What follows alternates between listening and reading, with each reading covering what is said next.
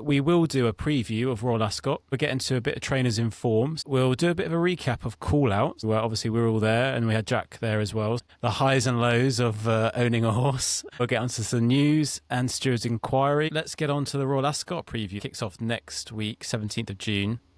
2:30 is the first race. Queen Anne Stakes, 2:30. King Charles III Stakes. So 4:20. So we've got St James's Palace Stakes, Prince of Wales Stakes, that is the big one, I'd say. Gold Cup, Queen Elizabeth II, Jubilee Stakes. Position. Annie Power at the last race down. Annie Power has gone, but in front of the last left. Melody Light by the first time. They're running up towards the finish, and he's mistaken the winning post. He's mistaken the winning post completely. Roger Lockwood and Hoyt for Archibald. Hardy is defends his title, but Archibald is flattened out in second. Then in front of him, right is beginning to come. He's drifting off a trail line.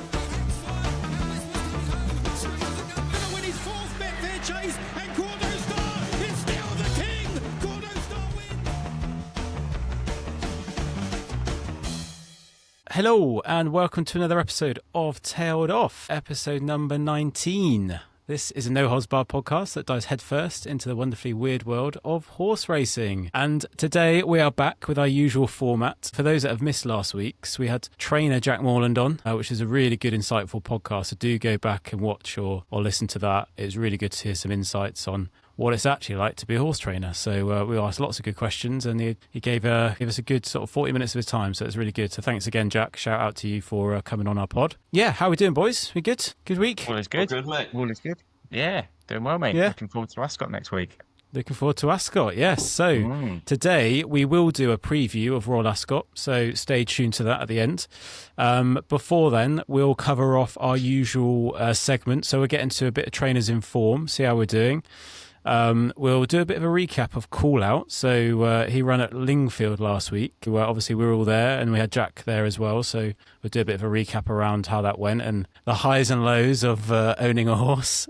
And then we'll get onto some news and Stewards Enquiry. And then we'll finish on a bit of Royal Ascot. So, El, should we get into trainers in form, P&L? Taking a little bit of a dip, but we've had a good place, haven't we? Yeah, that's a fair summary. I think we haven't done a P&L update for a while for various reasons. We have had a few selections in the last few weeks. As you rightly say, we had a 22-1 place a few weeks ago, which was nice. Unfortunately, kind of picking the wrong ones at the minute seems to be the story of the day. I know nobody wants to hear this, but I had two winners of the system that I didn't put up this week.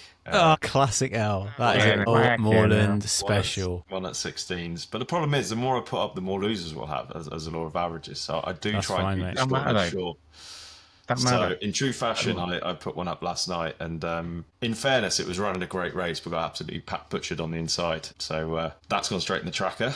So that might be at another date. Winning next time. We're still 53.88 points up, which I saw someone bragging about being 20 points up on Twitter the other day. So I think we can safely say we're doing here we go. Start shoving all the tips up, Al. We'll get some winners in there eventually, mate. Don't you worry. We've still got a lot of head above water before we start really panicking. 100%. Nothing to worry we're about. Streaming ahead. Don't worry about that. Maybe that's a good time to mention our premium service, which is Elliot's Trainers in Form, which is all of the trainers in form he posts. That is the future, mate. That is going to come out. That is the future. That is the future. Come on. No, keep posting them up, El. You can't win them all, and it's good to show, and also explain, I think, where we've had some winners and also places, but also losers as well. I think it's quite good to explain 100%. why.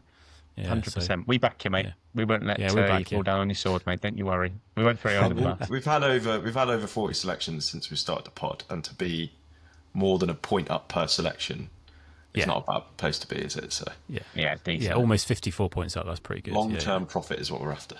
Exactly. All right, cheers, El. So, shall we get on to Callout then? So, as a reminder, as I mentioned at the start, so we had Jack Morland on, who's the trainer of Callout. And for those that haven't been listening in, where have you been? But as a recap, El is part of a syndicate for a lovely little horse called Callout.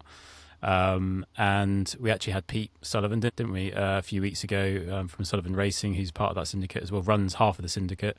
And we went to see him at Lingfields a week before, had its first win in Brighton. Since you've been involved, week before I think had a place, so it's on good form. So apart from the weather, which was atrocious, how did it go, El, last week? Yeah, well, I think the weather kind of sums up the experience. It's miserable, but as you rightly say, we after his first run, which we covered here, he got butchered, and then we weren't sure kind of how good that form was. But he kind of, when I was fortunately at Brighton, he ran a great race to be second. And then Sod's Law, I've been to every race he's run. The one I didn't go to when we were in Italy for a wedding, my good man Duncan Butters was trying to navigate us to a wedding venue, and I was doing navs and watching my horse at the same navs and nags. I was doing Navs and nags.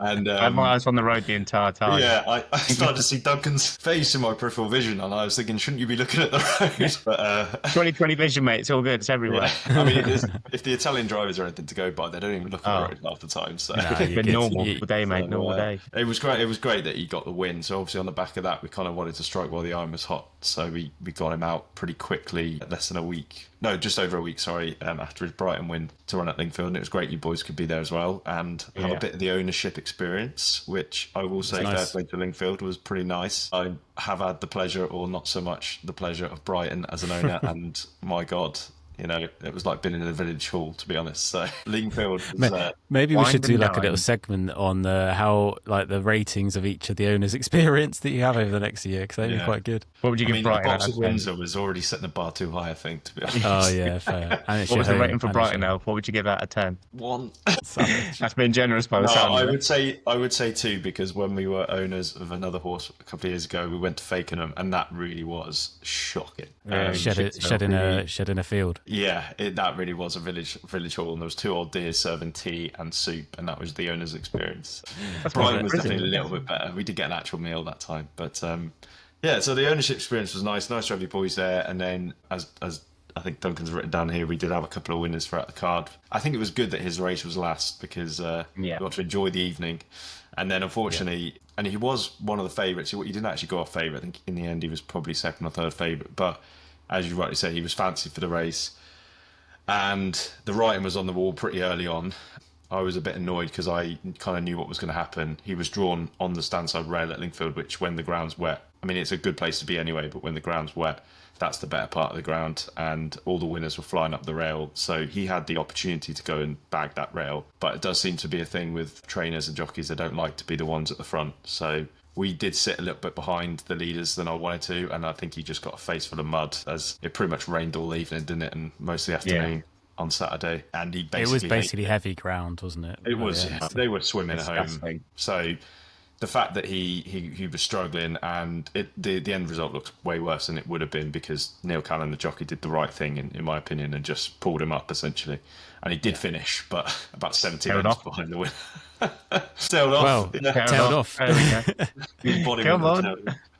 So it's hard to know where we go from there, because it's quite easy to draw a line through it if you were being objective, because that happens to so many horses. It's hard not to take it kind of emotionally, because we had a lot of optimism and he bombed out. So I think Jack's quite rightly said he needs a break now. So he's having a few easy weeks on the gallops, just sort of doing a little bit of pieces. And we already have, I bet you can guess where he might be going next. Brighton. Yeah. There we go. Come on. King of Brighton now. Here we go. That's what we like. Jack loves those sandwiches in the village hall. We've earmarked the 1st of July. My worry is he's now going to just run at Brighton every time, which... Yeah. It's home of Brighton. This is home. It's fine. Yeah, so... Oh, I'm away on the 1st. Unbelievable. Have a word. Well, there won't be many owners going, I can tell you, so... Yeah. So is it Tuesday or Monday, sorry? It's a Tuesday afternoon, I think, 5 o'clock-ish. Nice. Not the midnight race, as Jack called it last week. Yeah. Yeah, I mean, obviously, like it was a good day. Quite disappointing, obviously. I felt for you guys because, obviously a good bit of form for the last few weeks. Like, definitely was on the up, wasn't he? And training really well since his injury. So, but yeah, that is the ups and downs of being an owner, isn't it? Unfortunately, but we felt I think there's a video you probably will post, and we'll post that video.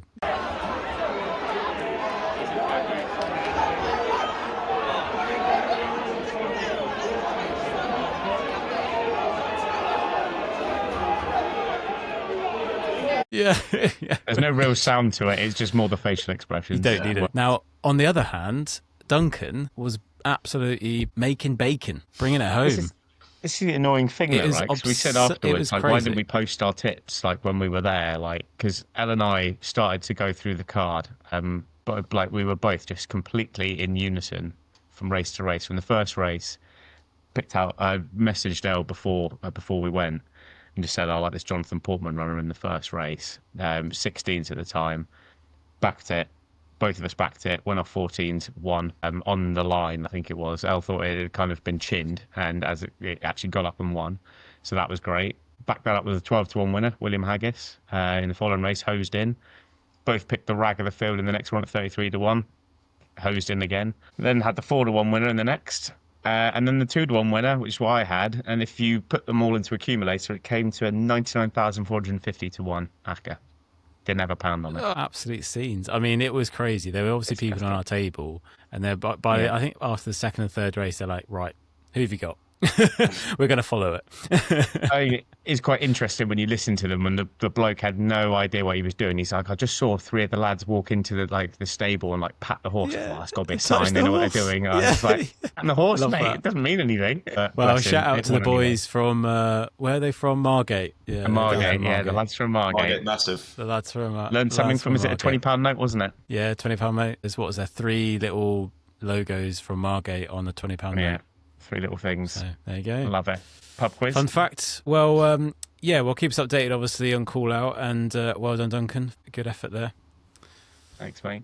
Also, what we did see at Lingfield was people coming directly from the Epsom Derby in their tails. So they obviously had in the owners' enclosures. Obviously, a couple of the owners had horses at both. He had the winner. The guy that we saw with the tails, he had the winner in the last in Call Out. Oh, did he? Won our Yeah. race. Oh, really? Oh, well, it's worth a trip then, wasn't it? Should have worked that out, shouldn't we? Should have gone in, and anyone who travels from the Derby to there to watch their horse in coattails and that. Pissing down rain as well, yeah. Fair play. Exactly. But yeah, you got a few stats around the Epsom Derby numbers, Duncan. Yeah, and it's quite a painful read when you look at it. I mean, horse racing of late anyway, like Cheltenham when we went there, the festival this year, they obviously made a big thing, publishing the numbers were down. They've been down since pre-COVID.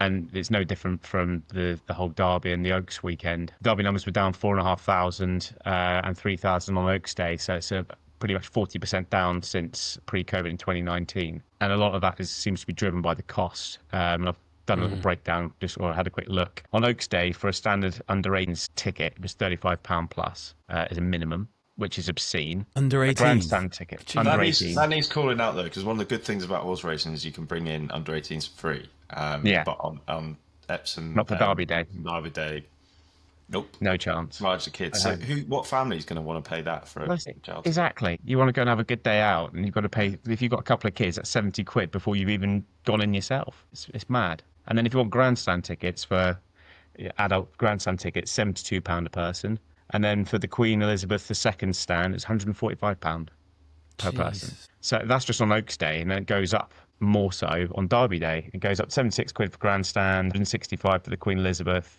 and then the Tats is 35, and then the Lonsdale stand is 55 quid. Yeah, I mean that's shocking. That is ridiculous, and not to mention the cost. Like, I don't want to bang on about the cost, but the cost of things there as well. It's not like it's cheap once you're there. Like, how much is a pint of Guinness? 8 quid for a pint in a plastic glass. That's probably from a tin. Any food as well? Yeah, it's you're not giving a good impression if you're trying to get more people into the sport, are you?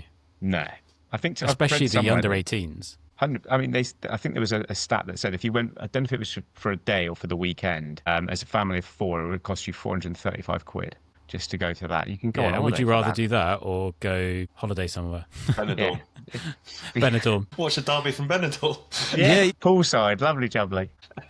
Yeah, I think that's good. That's good for calling it out. Good for I calling have it heard on the well, not the grapevine, it's no secret, but there's a new chief exec at the Jockey Club who own Epsom, I just forget his name, but he literally just like a week in the job just before the Derby week, so he can't be held accountable really for what happened, but he's already come out and said they're going to change, maybe not under 18s but under 16s will be free next year, so that's good. Already taken some of the feedback on board, and I think he said they need to look at the pricing, the whole pricing structure, because it's just a little bit bonkers, which is good.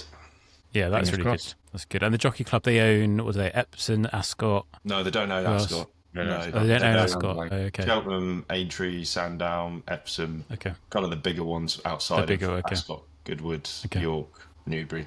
They're all independent. Okay.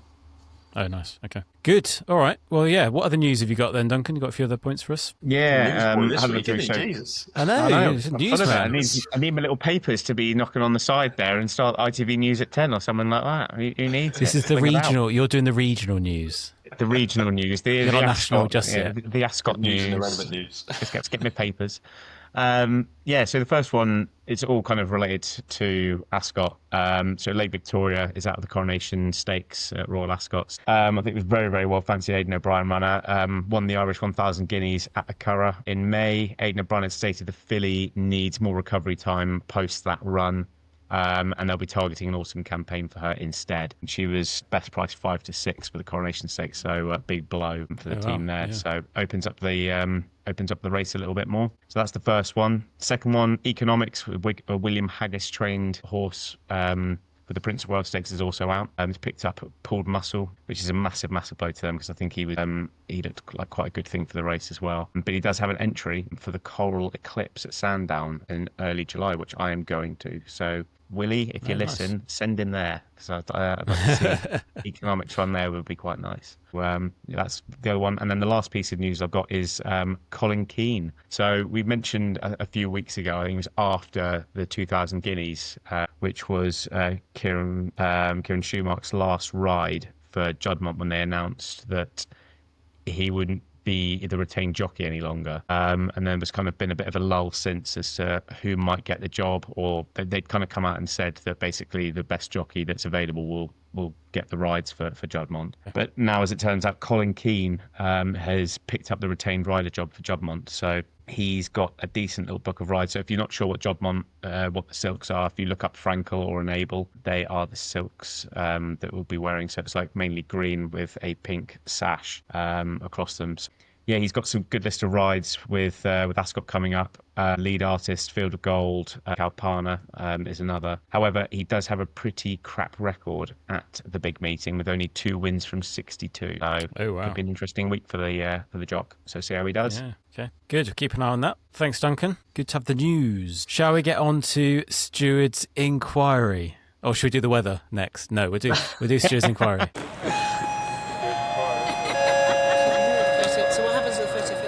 Stewards' Enquiry. It's raining sideways. Crazy with scattered showers. That's what they always say. They just cover all bases. Bit of sun, bit of rain, bit of cloud. Yeah, job done. Thanks very much. Stealing a living. Right, what have we got then? Stewards' Enquiry. Yeah, so back to a bit of Epsom theme on this one. I have put an image up just to clarify before we get into any trouble legally. That is not actually at Epsom. It's just a visual representation of what might have happened. Disclaimer. No one took a photo of it. But essentially, there's a pub right by Epsom Racecourse called the Derby Arms, appropriately named. And a group of lads were in there on a bit of a day session in the week leading up to the Derby. And obviously at some point, someone's had the brilliant idea, shall we have a race around the Derby track? And they're supposedly not from the travelling community, but I don't know anybody that owns a pony and trap that isn't from said community. But anyway, they obviously arrived to the pub on pony and traps. And if you don't know what they are, the image will be on the screen. Yeah. We've all seen them. The old little carts at the back of the horses. Basically, because a lot of Epsom, apart from like where the grandstands are, is public land, so they can't actually marshal it. They can't fence it all back. I mean, it'd be so expensive to fence it all off. So they basically managed to go up the road on the public highway at the top of the course, get onto the course that way, ride their pony and traps all the way down the hill to the Derby start, turn around, and then we're proceeding to have a full-on Derby race, which is just mental. And then eventually, I suppose, a lot of the time, there probably wouldn't be many people at the course, but because it was leading up to the Derby, there was quite a bit more security on site. So I guess fortunately for Epsom, they managed to quickly get out there and intervene at a crucial point, because they're about to come around Tatnam Corner, which is if anybody did watch the Derby on Saturday, is an absolute kind of helter-skelter down left hill bend. And if they were going around that on pony and traps, I dread to think that they might have tipped over. Yeah. So they managed to sort of block them and shepherd them off the course before they got to that kind of dangerous section. But I just thought it was so funny. So that is hilarious. I love that. I wish they would have You'd filmed have had that. a bet on that for sure, Aleph. I would have had a bet. Yeah, I was going to say, not a problem. I've always said there's a winner of every race, mate. Whether it's Shetlands, pony and trap, He'll take Donkey it. Derby, It's all good. Give me a price. Give me a price. It's one level away from dogs. Hey. I don't trust dogs. You love the dogs. Yeah, I do love the dogs. All right, thanks, boys. Good to get a bit of news in Stewards Enquiry. Right, let's get on to the Royal Ascot preview then. So, as a reminder, this kicks off next week, 17th of June. 2:30 is the first race. When will the decks be out? 48 hours before, so Yeah. 48 hours, Sunday evening. Sunday lunchtime, afternoon. Yeah. Sunday lunchtime. But we have for Tuesday's racing. We've had the latest confirmation stage. Used to be the 5-day decks, now the 6-day decks. These fields for the Tuesday are the kind of latest view, and then each day, a bit like Cheltenham, each day we go forward this week. The fields will become a little bit more known until 2 days before when they're fully confirmed. So definitely another case for no run, no bets as well. If you want fancy any of these early on. Yeah, I'm not sure I've seen any of that knocking about, Duncan. No, I don't think I have. I'll just have a quick look on the old surprised if there is. I can't say I've seen any. Normally they're very, very good at publishing something like that. Yeah. Tends to be more of a Cheltenham thing. Yeah. Yeah, well, I've learnt my lesson from the Cheltenham. All right, shall we start then with the Queen Anne Stakes, 2:30? And Duncan, do you want to head us off? Yeah, can do. So my selection for this is Docklands, which was and is still 25-1 at the time of recording. I just think that the horse is way overpriced. I can see you smiling already. Money coming in. Yeah, just making sure. I've had to change one of my prices earlier on because I looked at it last night. It was 10-1. It's gone down to 8-1. Live. So I'm gutted. Yeah, so Docklands 25-1 for me just looks way overpriced. Considering he came second in the race last year, he's beaten by a very impressive horse last year in Sharon, but he's been to Ascot 5 times, the Royal Meet a couple of times, and he's never been up top 3. So he clearly likes the track. I just think 25-1 is a bit of a stinker, really. I think he's definitely worth a go at the price. So, yeah, Docklands would be the main selection at 25-1 for a bit of a price. Awesome. All right, nice outsider then. Elliot, you got a couple? Who have you got? Yeah, a strong start kicking off at a 25-1 shot. I know. Straight in. I mean, form, mate. Lingfield, mate. He's got confidence from last week now. Yeah. It'll all go downhill next week, mate. Don't worry. I'll be back to normal. Yeah. You are hot. Yeah. You're hot stuff at the moment, mate. Yeah, not for long. Not for long. Wait till Tuesday at 2:35, mate. Yeah. 2:35, mate. I'll be down in the ditches. Yeah, the Tuesday at Ascot does remind me quite a lot of the Tuesday at Cheltenham because it kicks off the meeting, but it kicks off with a bang. You've got kind of 3 Group 1s on the main first day, which is just kind of really great to get your teeth stuck into. The first of which is the Queen Anne. So we'll try and explain some of these races as we go because the names are all a bit confusing, apart from the fact there's clearly a royal theme throughout. So the Queen Anne Stakes is over a mile, and it is for the older horses. So we did speak about the classic generation earlier in the year, and it's kind of after Royal Ascot is where the 2 generations clash. So at the minute, they're still separated by 3-year-old only, and then your 4-year-olds and plus. So the Queen Anne Stakes is for the older horses, which means 4-year-old and above. Over the mile, the other thing to say is that there are 2-mile courses at Ascot. Anyone that's been, you'll see a massive long home straight, which is where the rest of the Queen used to trot up on her way into the grandstand. Literally something. That is the full mile course, and then they also have the round mile course where they'll start down near Swinley Bottom and make their way up on the bend. So 2 of the main races we'll preview on Tuesday go over the different courses, so that can make a big difference. You'd have been proud of me. I actually Googled that yesterday when I was looking at the 1 mile. Oh, no, mate. Is it a straight mile or is it the round? And so I was like, I did have a look. Yeah, nice. It's another criteria. If you're going flat out in a straight line versus if you've got 100%. Time to catch your breath around the bend. Anyway, less about all that. We'll get stuck into the selection. So I've probably gone less adventurous than Duncan for my main selection. I am getting stuck in to Rosalien, who you might remember when we previewed the Lockinge Stakes a couple of weeks ago. He was a favourite, and Duncan and I very correctly predicted he would need the run, and he wasn't going to win that race despite being favourite. We didn't correctly tip the winner, unfortunately. We were both on Dancer Gemini. But it very much proved to be the case that he came there travelling really strongly, and he kind of just what they say is blown up, which means that he was just gassed in the crucial final stages. Didn't physically blow up. That would be mental, obviously. The image I've got in my head is literally a horse imploding. So he's not going to do very well having blown Thanks up. for explaining that. Once they put him back together, he'll be fine. A bit of duct tape here and there, be fine, mate. I think what the most telling thing for me was Richard Hannon, the trainer, said after the race that Sean Levy, the jockey, got off and immediately said, "I'm going to win the Queen Anne."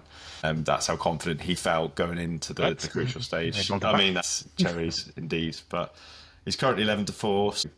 I think that's a fair enough price. I think he's probably the best horse in the race. He won the St James's Palace race on the card last year, which we'll cover. So he's proven himself at Ascot. I think that it's all been about the Queen Anne. I think the lock-in was just a prep. So quite keen to nail my colours to that mast. But like Duncan, I also thought there was another one overpriced in this. Not quite gone for the same one, but at a similar price. I think Quidar, if we're pronouncing that correctly. Duncan's looking at me as if I'm not. I was thinking Beanoir, huh? Arabic. I was going to go Coudoir. Coudoir. Yeah, that's Coudoir. quinoa, if you're Quinoa. in the Western world. I go with that. So he's an interesting runner. So he's 20-1 currently, and he's a 5-year-old, which you would start to think if they get 5 and 6, they start to regress. But he's only had 7 runs in his lifetime, so very lightly raced, could still be unexposed. And he also seems to have this trait of being better in the first half of the season. The last year he won in May at Ascot, and then won the Group 2 Summer Mile at Ascot over the same course and distance, and that was in July. And then he kind of his form tailed off towards the second half of the year. Similar story this year in that he won also in May, and that was at Longchamp for the listed race, did so comfortably, and his second start is now here at the Royal Meeting. So he's proven over the course and distance. He's unexposed as a 7-year-old. I just think 20-1 is too big a price. I think that's a knock in each way bet. And maybe we'll have the TriCast between us. I was about to say, there's the TriCast for us there now.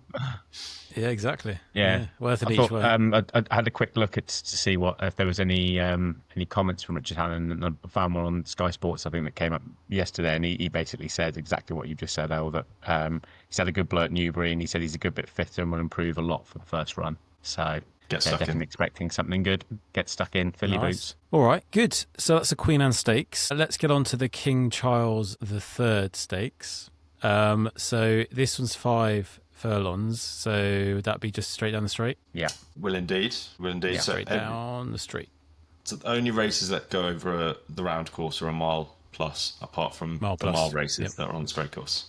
Yeah, okay, good. All right, El, you kick us off on this one then? Yeah, so for those with longer memories, we'll remember this as the King Stand Stakes, but I suppose now we do have a king in situ. He wants the race named after him, which... He wants it, does he? He's phoned them up and says, I want it. Yeah, he's got on the blower straight away, mate. He's straight on the blower. He didn't call him up. He's just got his butler to do it for him. That's what he's done. Yeah. He's never called him. PPS has called in. My first act as king is to get that changed. Yeah, absolutely. So, it's all about him. The race is exactly the same as it was. So it's a 5 furlong sprint again for older horses, as you rightly say, on the straight course. And, I've gone for 2 in this. It's always a very difficult race. I don't have the best record in this race, I should probably caveat. But I was really taken with Asphora last year. I was really impressed with her. She's an Australian sprinter, and they do tend to have the better sprinters, as Jack Mullen was telling us last week. They've come over and nicked this race a few times over the years, and she's back for another crack at it. She's a little bit older this year, and a mare, you never know whether they're going to still be as effective, but she's had a similar sort of prep, albeit last year she did run in England before she ran at Royal Ascot. She hasn't done that this year, but she won on her reappearance down under, so I just think 6-1. I was expecting her to be favourite, so I just saw 6-1. I thought that was a good price. Yeah, nice. Got another one. And he's got another one. No, do Duncan. Go on. Yeah. Okay. I did look at Asphora as well, Al, but the only thing that was putting me off was not knowing what the ground's going to be like, because I think the horse wants good to firm, wants absolutely rapid ground, and I was just worried because, like I say, I completely agree. I think it's the classiest horse in the race. But I just worry. I would wait till the day just to see what the ground is like, because if we've got thunderstorms apparently coming in over the next few days, whether or not the ground will dry out, I'm sure it probably will, but I don't know what it's going to look like next week. Yeah, so it's raining potentially tomorrow, Saturday. Yeah. So it'd be interesting to see what that ground looks like. But I mean, like I say, Ascot will probably drain very well. So it does. It could well be good to firm. I think it looks the forecast for next week. I was going to say we're doing the weather forecast now. I think here he is. He just can't not do the news. I can't help it. It just, fish hooks me in. But yeah, no. So the one I've gone for is regional at 8-1. So again, I do love a horse that's kind of coming back for another crack at the same race as previously. Second in the race last year on good to firm ground. The difference with this time around is he only ran 3 weeks prior to running at Ascot. So he ran last year in the Greenland Stakes at the Curragh, and then had 3 weeks and then went to Royal Ascot. This time around, he's coming in I think, from a longer time off. So I think it's April was he ran in Maidan, and he came third to Believing, who's the current favourite for the King Charles III Stakes. And he only went down by three quarters of a length over a slightly longer trip of 6 furlongs. So for me, slightly longer absence, probably keep him a bit fresher. And he's still very lightly raced. He's a 7-year-old, but I still feel that the horse is pretty lightly raced for a 7-year-old. And this is the thing that always sat with me, I think, since last year when I've been speaking to Elle. When you've got a horse that's stepping down from like 6 furlongs back to 5 furlongs or something like that across Ascot, which is a stiff 5 furlongs, that's a good sign. So the fact that this horse has obviously been second in the race before, is coming back down from 6 furlongs again, and it's a bit fresher since last year. I think 8-1 is a good shout. Regional's my pick. All right, you're on for regional. You got another one, El? Yeah, I do like to try and find one each way as well if I can. And the one I've landed on is Maghera, if we're pronouncing that one correctly. It's probably silent and G. Hera. I'm joking, mate. Okay, we'll take your pronunciation. Tumbleweed. Thank you. Moving on, she recently joined Ed Walker at the start of the season, a man who's in absolute blinding form as a trainer at the moment, and she's just improved hand over fist, seemingly. She was so impressive when she won in the Temple Stakes at Haydock, basically just powering down the outside, and I unfortunately backed her that day, which was good. And she clearly closes well late, probably would be as effective over 6, but as Duncan's literally just mentioned, there is a kind of gradual uphill to the Ascot finish over the straight course. So, and because it's a straight course and they race so hard, so often you'll see horses close late at Ascot on that straight track, and a horse that can maybe look a little bit outpaced suddenly can fly home. And I think at 12-1, she is value in the King Charles III Stakes. All right, good, lovely. I was actually just Googling Mahira in the background to see how you could pronounce it. Did it come up with anything? Is it a thing? Well, you spelled it wrong for starters. It's you missed out the A. So it's Maghera. And it's that makes more sense, because I've got that from the Racing Post. Oh, right. Well, they're wrong. Sneaky bastards. Anyway, but let's carry on. Or unless there's Maghera Bay and there's Mayor of Mahira. People don't want to hear this, shite. Move on. Well, which one is it? Class. Which one? Maghera. It's Maghera. Fine. All right, good. Let's get on then to... So this is Tuesday then still, 4:20. So we've got St James's Palace Stakes. This is 1 mile, and this is a 3-year-old one, so for Colts only. This is still 1 mile, so this will be... The round. Straight round. The round course. Okay, good. Go on then, Duncan. Yeah, I'll keep it fairly short on this one. So, Field of Gold, the favourite, was evens last night when I was looking. It's now no longer evens. It's now odds on, I think 10-11 best price, which is absolute shit. But it looks like a very, very decent contest. We've got the 2,000 guineas winner, Ruling Court, coming back up against the Irish 2,000 guineas winner, which is Field of Gold. So we mentioned earlier on that Field of Gold was ridden by Kieran Schumacher, the 2,000 guineas, and completely screwed up what he was supposed to do that day. Made amends when they added Colin Keane to take the ride for the 2,000 guineas, the Irish 2,000 guineas, and he hosed up by 3.25 lengths, I think it was, or 3.5 lengths. So I've had a look. I just don't see anything that really in each way or anything like that beats this horse. If he's on song again, I just think that he looks too good for this lot. So I think Field of Gold, not Kieran Schumacher, sorry, with Colin Keane on board, that'll be the one to win. Yeah, you agree as well, El? Yeah, fancy my papers again. Yeah, just to confirm, it is spelled Nghera. Just double check that. Oh, interesting. Good. Yeah. Fuck you. Thanks, Ollie. Not to be pedantic, Thanks. but I hate to be wrong. Thanks, Karen. Sorry, Karen. A lot of research goes into this, mate. It's not just thrown together, you know. Absolutely not. No, the last 30 Could have minutes fooled me. before the pod, Could have fooled me. shuffling around trying to get together. Usually the 20 minutes before the pod are the most productive, but there we go. I was on this for 2 hours last night. Yeah, no, I'm impressed. But in this race, yeah, I will keep it sweet. As Duncan rightly said, I think it is probably more open than the market would suggest. We have the English guineas. I hate calling it that. It's the guineas. That's why I called it the Irish guineas, because I was like, it's not the English guineas. It's the guineas. You have the Irish guineas and the French. Oh, Derby, controversial. Derby. Controversial. Everything started here, right? British Empire and all that Commonwealth, you know. Come on. Long live the king. Yeah, Imperial Britain rules on through racing. Anyway, back to the horses. I have to say I agree with Duncan. I think it is a definitely more open race, but Field of Gold, having had the old jockey switcheroo with old Kieran Schumacher getting the boot, sadly for him, Colin Keane kept it pretty simple, just came down the outside and absolutely blitzed them. 3 3/4 lengths was the winning margin, but he could have won by more if he wanted to the last time. So, I wouldn't be taking 10 to 11. I think I'm surprised Duncan didn't mention it. This is absolutely ripe for a super boost on the day, I reckon. I can see 100%. at least even money, maybe something better on the day. So that's what I'd be waiting for. And, if he does get boosted, I'd be all cherries involved on that. Yeah, that is sure. cherries or board. But I guess the challenge with, because they're younger horses, there's going to be a lot of horses there which could come out of the woodwork without a track record. Yeah. So it's quite a hard one to... Fair point made. That is a very good point. 3-year-olds improve at different times throughout the season. So some are better in the first half, as we've seen with this horse, but others will be lurking, as you rightly say. So, we've used that some super boost before. You think of what price you would have got, though. Say, for example, Field of Gold won 2,000 guineas as well as the Irish 2,000 guineas. What price would he be? Yeah, that's Minimum. what I mean. So 10 to 11 could be an absolute gift, but you really hope that there is a super boost on him, because I think he just seems a freak of a horse. The only thing that slightly concerns me is the round course, maybe, and it becoming a bit of a dash off the home bend. They think he's going to go to the Cora Clip, so he clearly stays a bit further. If it was the straight course, I'd be saying nothing will beat him. But if he gets caught wide around the bend and then has to try and they've sprinted off the bend, they're not going to make the running with him, I would have thought. Wouldn't expect That's that. the only niggle I've got about it.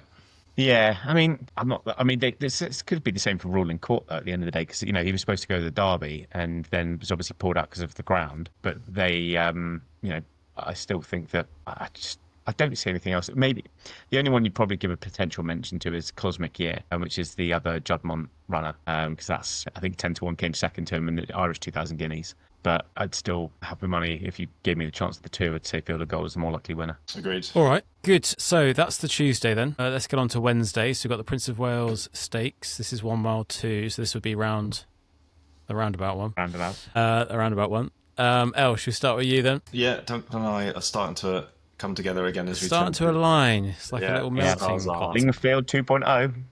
Let's hope so. I've already backed off these horses, by the way, just in case. Good lad. I was. This, as Duncan said, this was looking a better race with Economics. Unfortunately, falling by the wayside at the last minute.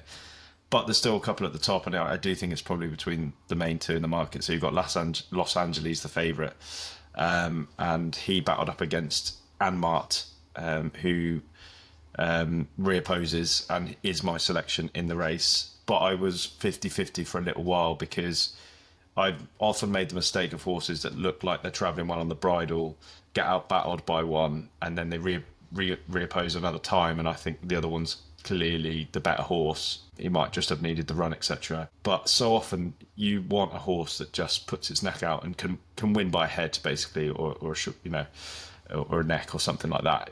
It's such a likeable trait that horses that just, when they're in a battle, and he did the other day, he just found a bit more. But in the end, watching back the Tatsal's Gold Cup in Ireland where these two met, Anmart was absolutely tanking all over him, and he actually did slightly take the lead before blowing up, as the expression goes, and the trainers come out. Not literally.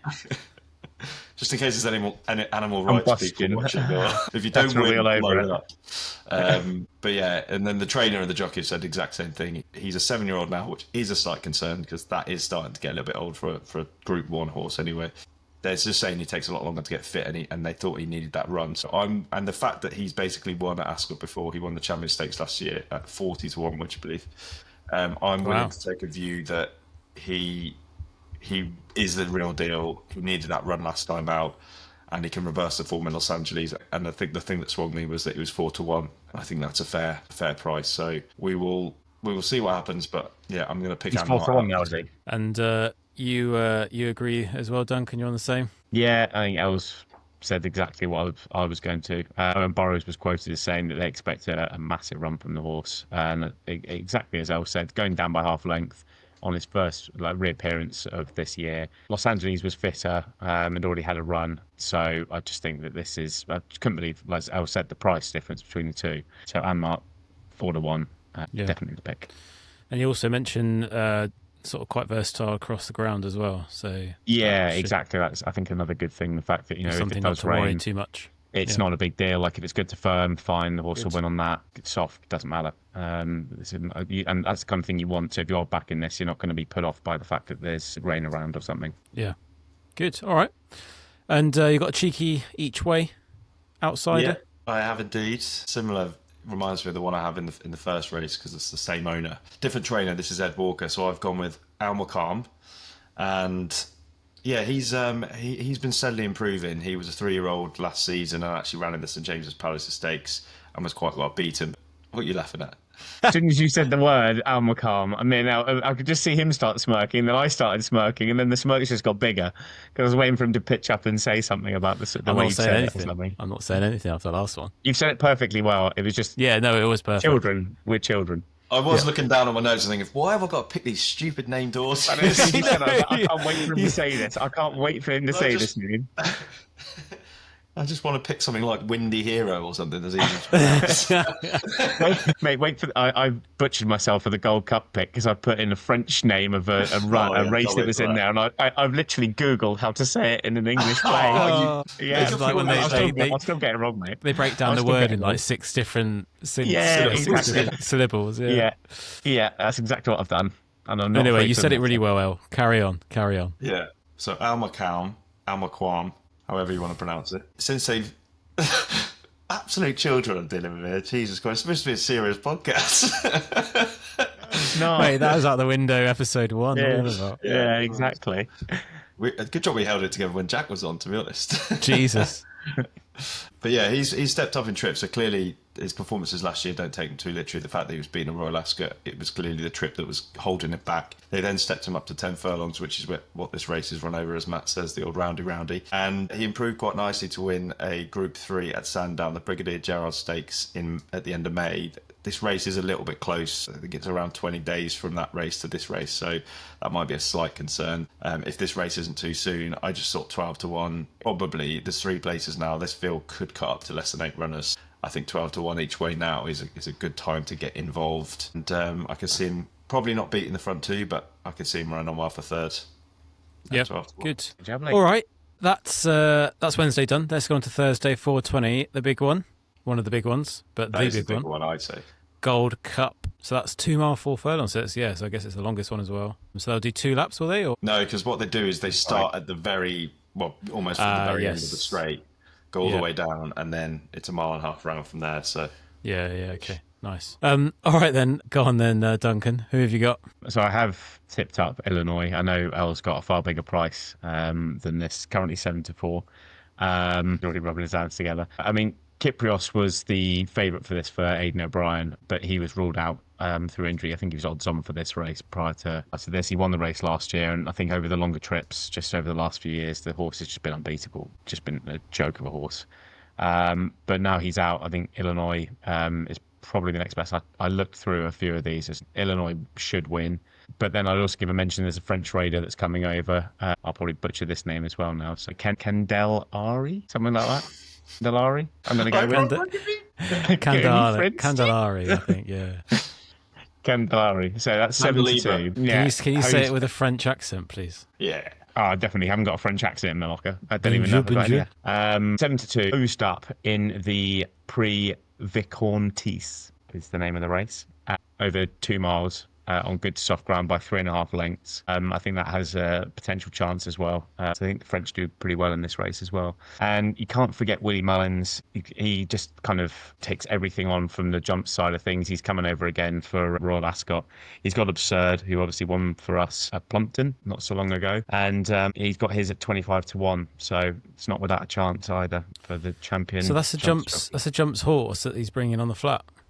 Yeah. Outrageous. 2.5, so it's 2.5 miles. So Okay. He was, in fairness, he was originally a flat horse that turned into a jumper. Right, okay. Come back. But that's absurd. one thing that you'll watch out for this week at Ascot, so we've got the Gold Cup, but that's a Group 1, so you don't tend to see it so often. But there's a couple of long distance races, the Ascot Stakes being one of them, and the Queen Alexandra Stakes, both over massive trips, and you'll see so many jumps trainers sending boats to run around Ascot. Helps and holes. Yeah, which is always a bit fun. Yeah, nice. And you mentioned Illinois is the main pick for me. Illinois is the main pick, and you mentioned this is the big one, which obviously is the big one of the week. But in terms of prize money, I was just looking. So the Prince of Wales Stakes, the one we just did, that's a mil prize money, and then Not this bad one, going, the is Gold it? Cup, is 650. So that's interesting. Yeah, they've increased that one this year because They've all increased a lot. without going down a massive rabbit hole, back in the glory days, I'm talking like hundreds. But I'm of going to do it anyway. Yeah. Brief. I'm going to keep you Anoraks ahoy! Anorak I wish I Corner hadn't is asked. open for business. The most prestigious races were the long distance races because they didn't have fancy race courses, so they literally just ran from pillar to post, which is why a steeplechase is called a steeplechase, because they ran between two steeples. Very long story short. As the horse racing got more commercial and become a business, people haven't got time to wait for an old horse to become a great stayer.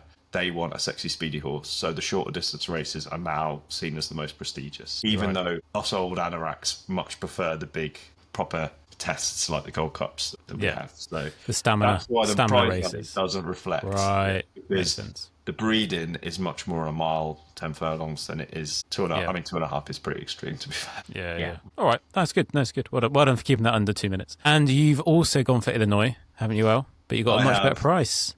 Thanks for letting me have a chance Sneakies. to blow my own trumpet here and say that I did the most shrewdest bit of anti-post punting I think I've ever done. But he might absolutely bomb out. So see, That but is shrewd. I just happened to be watching this race in Ireland where Kyprios was having his prep run for Ascot. He basically, after the race, the trainer, Aidan O'Brien, quickly was sort of saying, "Oh, I'm not happy with him," because he won the race, but he was kind of like, he was taking a funny step afterwards. They weren't sure if he was lame, and he was a bit concerned. And I just thought, well, let me have a quick look at the betting for the Gold Cup, because if there's something wrong with him and he misses the Gold Cup, the trainer's literally just saying the horse has potentially got a problem. I was like looking down, I was thinking, well, Illinois is his own yard. He would be put into the race. And I just couldn't believe he was available at 10-1. So I just piled in then. And then literally within a few days, the horse was retired. Nice. Pays to be watching.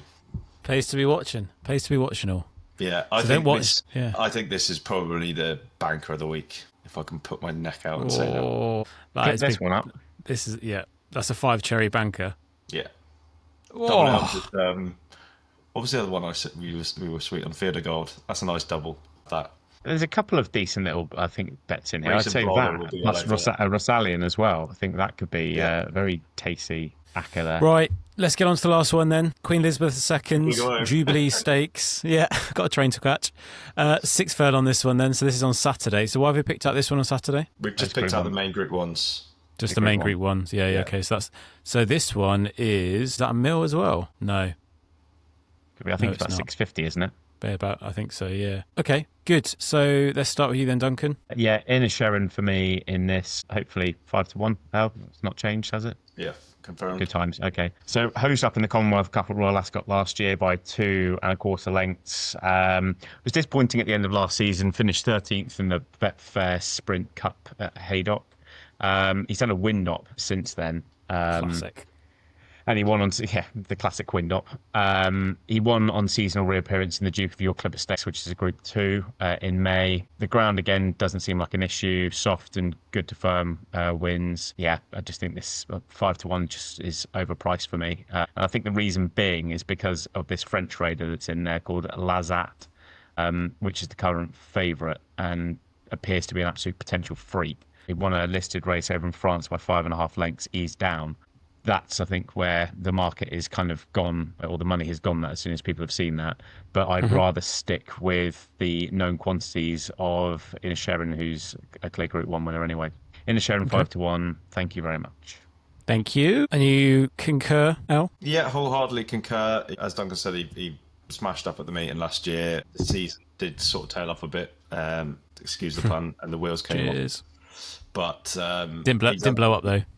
Didn't blow up.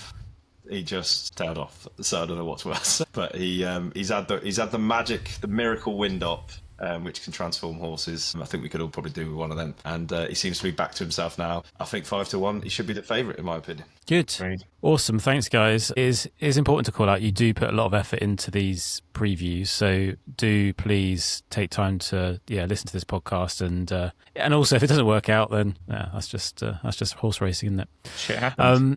Cheers, guys, for doing the preview of Ascot. Enjoy Ascot, and that's a wrap. So thanks for tuning in. Let us know what you like about these pods. Drop us your questions. questions via email or social media. Also, make sure to subscribe so you don't miss an episode. Watch us on YouTube, Apple, Spotify. Email us at tailedoffpod@gmail.com, and we'll see you on social media, Instagram, TikTok, and X. So, till next time, guys, have fun out there. Race hard, race smart, and try not to be tailed off. Position, and he powered the last race down.